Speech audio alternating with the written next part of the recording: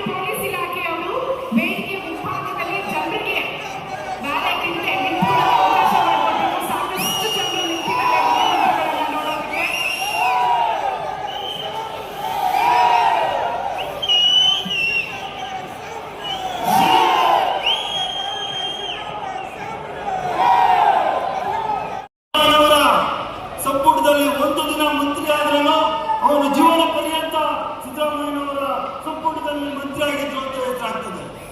ಇವತ್ತು ಅಂತಹ ದೊಡ್ಡ 50 ಕೋಟಿ ರೂಪಾಯಿಗಳ ಅನುದಾನದಲ್ಲಿ 1.5 ಕೋಟಿ ರೂಪಾಯಿಗಳ ವೆಚ್ಚದಲ್ಲಿ ನೂತನವಾದಂತಹ ರಸ್ತೆ, ಬೀದಿ ದೀಪ, ಚರಂಡಿ, ಸಂಪರ್ಕ ಎಲ್ಲವನ್ನೂ ಕೂಡ ದೇವಸ್ಥಾನಕ್ಕೆ ಇವತ್ತು ಸುಸರ್ಜಿತ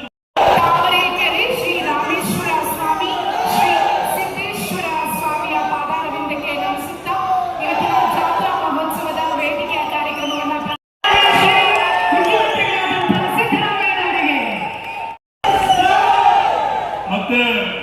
ದೇವಸ್ಥಾನದಲ್ಲಿ ಬಹಳ ಅಚ್ಚುಕಟ್ಟಾಗಿ ತಮಿಳುನಾಡಿನ ನಮ್ಮ ಭೈರತಿ ಸುರೇಶ್ ಸರ್ ಅವರು ಗಣ್ಯರು ಜೊತೆಯಾಗಬೇಕಾಗಿ ನಾನು ಎಲ್ಲ ಆಹ್ವಾನಿತ ಗಣ್ಯರೇ,